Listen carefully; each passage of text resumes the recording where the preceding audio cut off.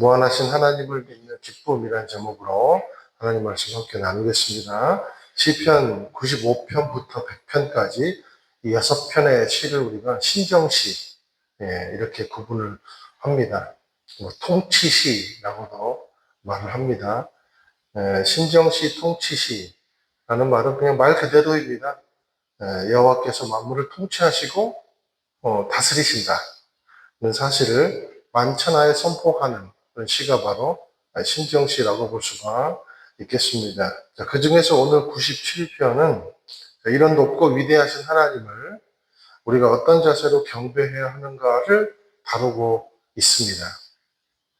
그래서 1절에서 6절까지 내용은 이런 내용입니다. 하나님은 실제 하시는 하나님, 현현하시는 하나님이시다 하는 선포입니다. 자, 그런데 2절에서 6절을 보니까 하나님의 현현이 얼마나 역동적이고 초월적인지 알 수가 있습니다. 2절 보세요. 구름과 짙은 어둠, 일명 흑암에도 하나님이 계신다. 그렇게 표현하고 있고 3절에 불, 4절에 번개, 그리고 5절에 산들, 그리고 모든 백성들에게 자신을 나타내시는 분이 하나님이시다. 이렇게 선포를 하고 있습니다.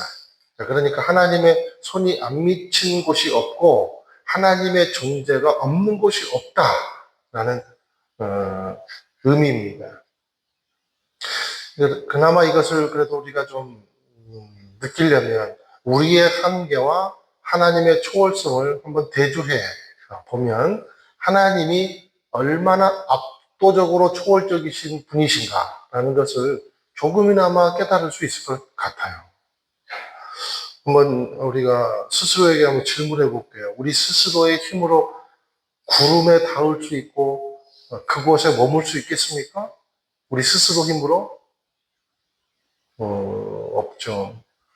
이제 여러분 그 롯데타워 가보셨어요? 거기 보면 스카이웨이 있잖아요. 전망대. 거기 저도 가봤거든요. 스카이데크라고 118층인가? 그 단추 눌러가지고 가면 엄청나게 빠른 속도로 올라가잖아요. 나는 올라가는 것도 겁나더라고요. 그래 이제 그 전망대 스카이 데크가 있어요. 이렇게 유리로 만들어가지고 그러면 이제 막 지붕 위에 내가 떠 있는 것 같잖아요.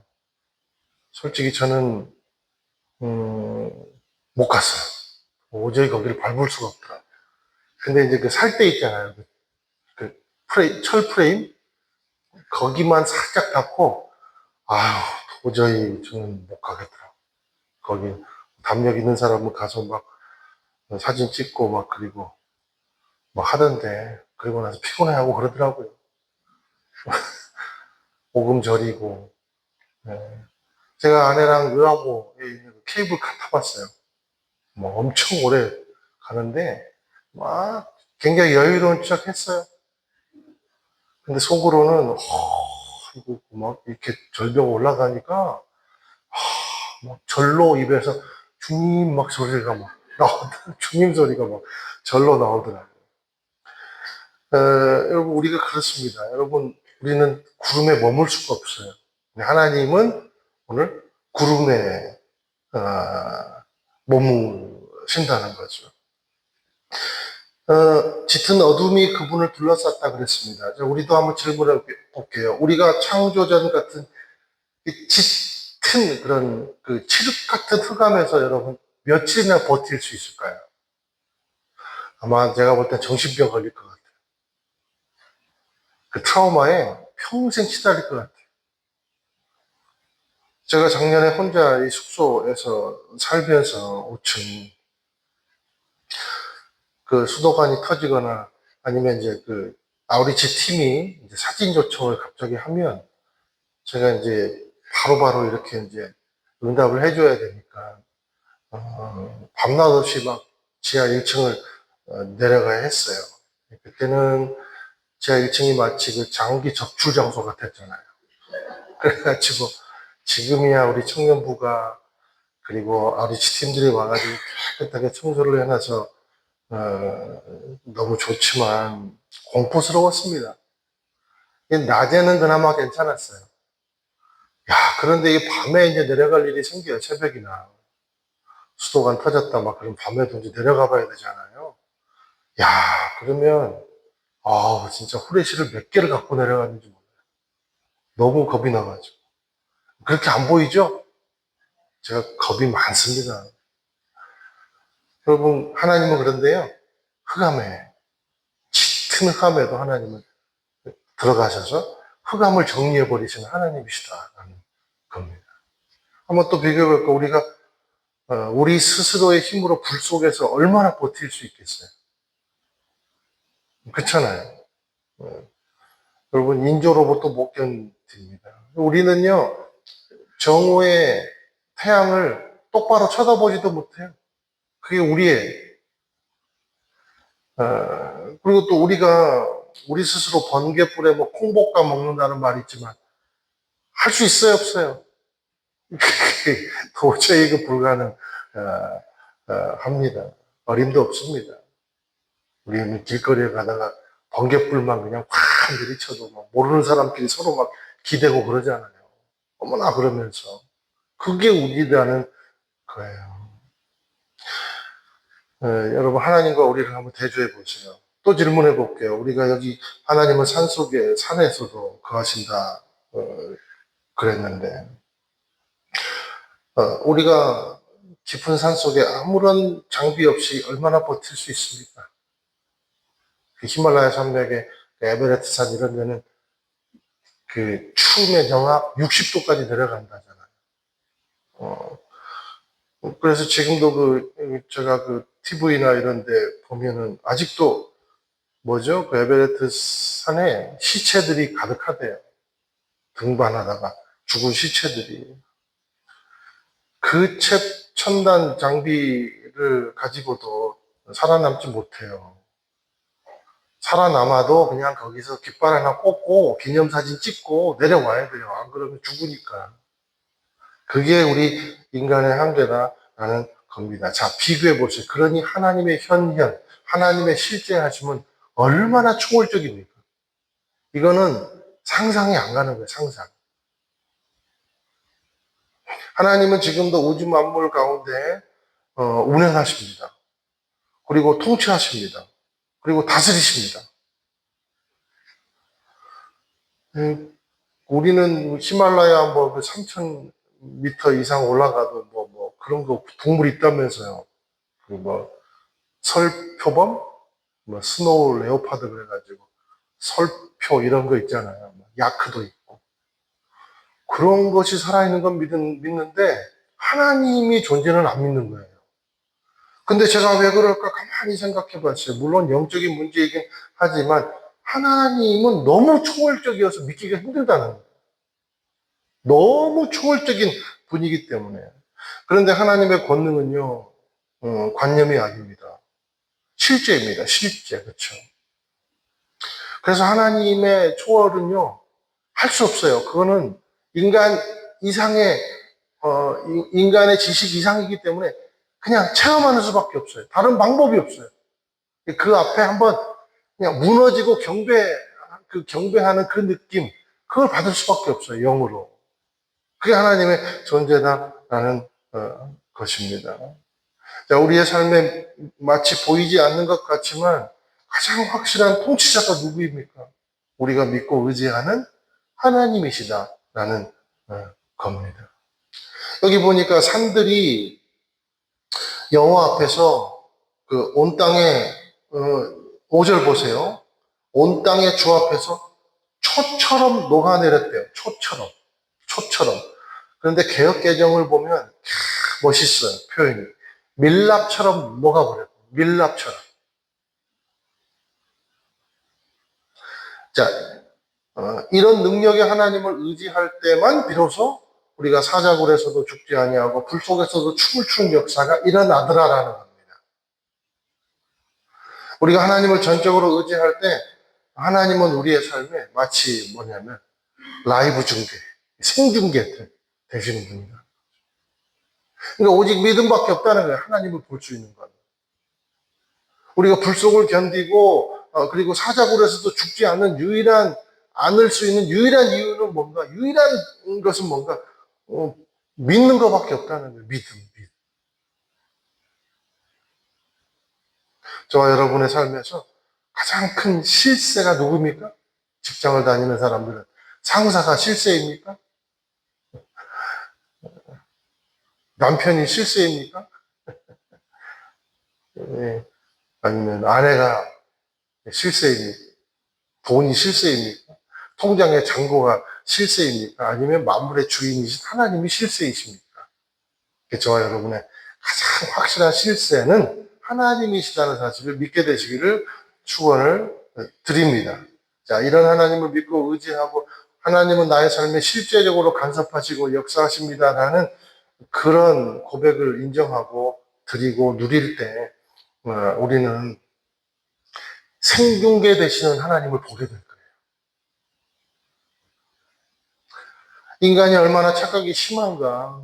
우리 화요일 날 새벽에도 잠깐 나눴지만 여러분 최첨단에 있는 우리는 모든 것을 이룬 것처럼 착각하고 삽니다. 이 핸드폰 보세요.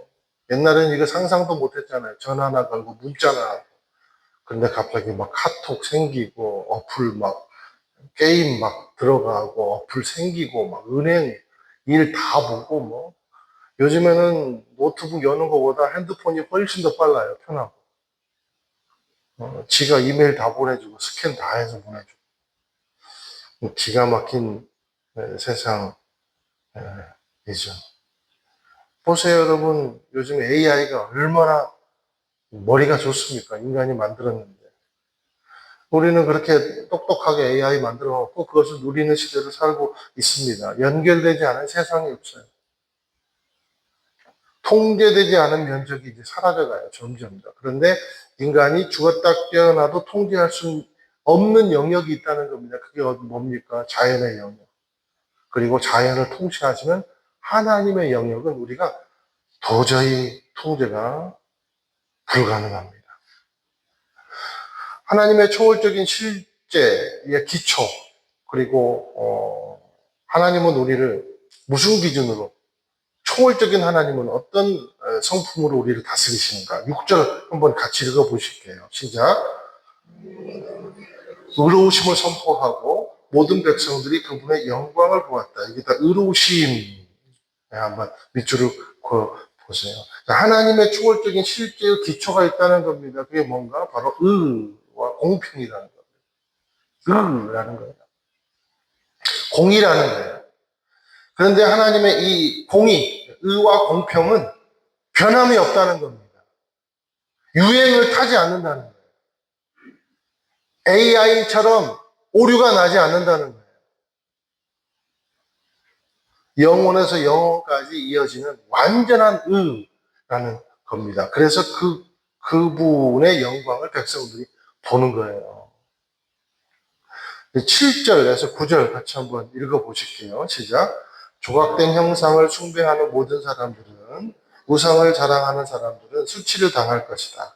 너희 모든 신들아 그분을 경배하라. 오 여호와여, 주의 심판의 소식을 듣고 시온이 즐거워했고 유다의 딸들이 기뻐했습니다. 여호와의 주께서는 온 땅 위에 가장 높으신 분이십니다. 주께서는 모든 신들보다 훨씬 높으십니다. 아멘. 자, 이런 위대한 하나님의 통치가 분명한데도 불구하고 어둠 가운데 있는 세상은 두 부류로 극명하게 나눠진다는 거예요. 한 부류는 어떤 부류입니까? 하나님을 불신하는 자들. 또 한 부류는 뭐예요? 하나님을 기뻐하는 자들. 이렇게 나눠진다라는 겁니다. 하나님을 불신하는 자들의 결과값이 있다는 거예요. 그게 뭐냐? 수치라는 겁니다. 하나님을 믿는 자들의 결과값이 있다는 겁니다. 그것은 뭔가 기쁨과 평안이라는 거예요. 그게 8절에서 9절에서 선포하고 있는 내용입니다. 그런데 7절 보세요. 여기 조각된 형상, 우상을 자랑하는 조각된 형상, 그리고 우상을 자랑하는 사람들은 수치를 당할 것이다 그랬는데, 여기서 우상을 자랑한다라고 할 때 우상이 원어로 보니까 엘림림이라고 해서 무슨 뜻이냐면 텅 빈 것을 얘기합니다. 무가치한 것을 이야기합니다. 그래서 개역 개정은요, 이 우상이라는 말을 허무한 것이라고 원어를 정리해놨어요. 허무한 것.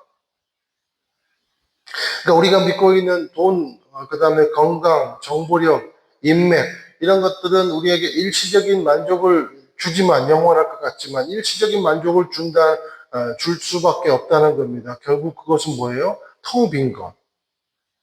허무한 것이 될 거라는 거예요. 우리 개역 개정으로 욥기 20장 20절 한번 읽어보실게요. 있습니까? 시작. 그는 마음의 평안을 알지 못하니 그가 기뻐하는 것을 하나도 보존하지 못하겠고 남기는 것이 없이 모두 먹으니 그런즉 그 행복이 오래가지 못할 것이다.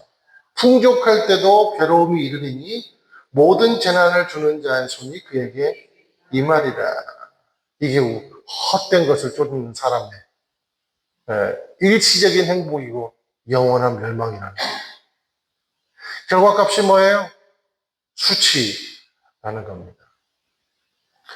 우리가 돈도요, 못 고칠 질병 앞에서는 힘을 못 써요. 그래서 기업의 아주 회장님은 75세인가? 이때 돌아가셨잖아요. 자기 병을 이기지 못해서. 세상에 돈은 다 쓸어 담았죠. 돈은요, 경제 대공황이 오면요, 가치가 없어져 버립니다. 세월 앞에서도 무너집니다. 그죠? 건강이라는 게 그래요. 세월 앞에 무너져요. 안 무너지고 싶은데 안 되는 거예요.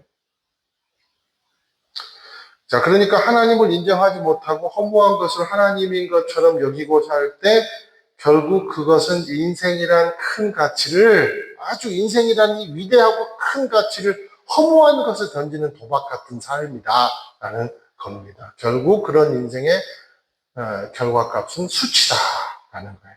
자, 반대로 하나님을 믿는 시온 그리고 유다의 딸들은 기뻐하게 된다는 겁니다. 왜요? 영원부터 영원까지 변질이 없는 의로우신 분이 주신 일종의 안도감, 행복감이 그를 지배하고 있기 때문이라는 겁니다. 그래서 우리가 세상에 아무리 지치고 힘들어도 예배할 때 회복이 임하면요, 세상과 나는 간고도 없고 구속한 주만 보이잖아요. 그런 것이 연속된다는 거예요. 하나님의 백성들에게. 한번 볼까요? 시편 94편 12절 13절입니다. 시작. 오 여호와여 주의 훈계를 받고 주의 법의 가르침을 받는 사람은 복이 있습니다. 주께서 그를 고통스러운 나날에서 벗어나게 하시고 악인들을 위해 구덩이를 파실 때까지 평안하게 하실 것입니다. 할렐루야. 이게 하나님을 믿는 축복이라는 거예요. 또 하나 볼까요? 요한복음 14장 27절 시작. 내가 너에게 평안을 주고 간다. 곧 내 평안을 너에게 준다. 내가 주는 평안은 세상이 주는 것과 같지 않다. 너희는 마음에 근심하지 말고 두려워하지 마. 할렐루야. 누가 내 삶에 진정한 평안을 주시는 분인가?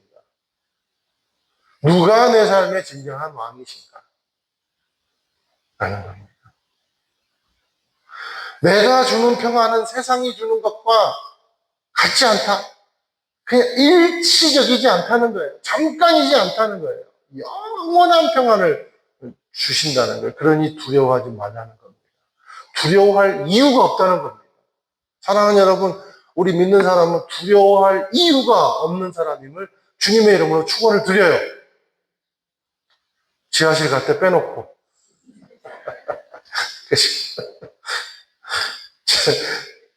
저와 여러분이 의지하고 자랑하고 싶은 것이 무엇이 있습니까? 늘 하나님의 말씀 앞에 점검하세요.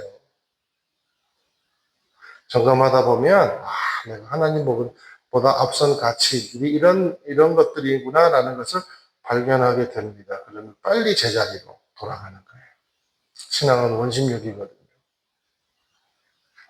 그래야 배신이 난무하고 난길 위에 흔들리는 기체처럼 불안한 세상에서도 흔들리지 않는 기쁨을 누릴 수가 있다라는 겁니다. 저 여러분에게 이 기쁨이 있기를 주님의 이름으로 축원드려요. 10절에서 12절 또 보실게요. 시작. 여호와를 사랑하는 사람들은 악을 미워하라. 그분이 성도들의 영혼을 보호하시고 악인들의 손에서 건져주신다.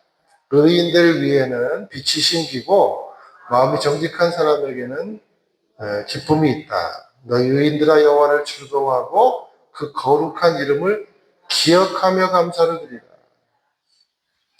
어떤 태도를 가져야 되는가? 악을 미워하고 10절 하나님과 사람 앞에 정직한 삶의 태도를 가지고 그리고 항상 그분을 즐거워하고 기억하며 감사하는 삶을 사는 것. 하나님께서는 이런 의인의 삶을 빛나게 하시고 큰 기쁨을 하나님께서 거두게 해주신다라는 겁니다. 그러니까 이 말은요, 이 10절에서 12절까지 말씀은 인생의 회색지대를 없애라는 거예요. 선명하게 살아가는 겁니다. 그만큼 선명한 것만큼 강렬한 능력이 없다는 거예요. 여기 11절 한번 보세요. 의인들 위에는 빛이 신기고 그랬어요. 신기고. 여기다 한번 밑줄 그어보세요. 의인들 위에는 빛이 신기고. 그러니까 의인들의 삶 속에 하나님이 무엇을 숨겨놨다는 겁니까? 빛을 숨겨놨다는 겁니다. 빛을. 그러니까 저와 여러분, 우리가 예수 그리스도로 인해서 우리가 의롭게 된 사람이잖아요. 그러면 하나님께서 우리에게 뭘 숨겨주셨습니까? 빛. 나는 이것을 예수 그리스도라고 믿습니다. 보혜사 성령이라고 믿습니다. 하나님이 우리들의 인생 가운데 뭘 심어놓으셨어요? 보혜사 성령, 예수 그리스도를 심어주셨다는 거예요. 얼마나 감사한지요. 내가 무엇이 간데. 그러니까 우리 안에 있는 연합한 예수 그리스도와 함께 또 성령님을 의지해서 우리의 삶에서 악을 미워하고 정직한 삶의 태도를 가지고 거룩함으로 감사를 주 앞에 드릴 때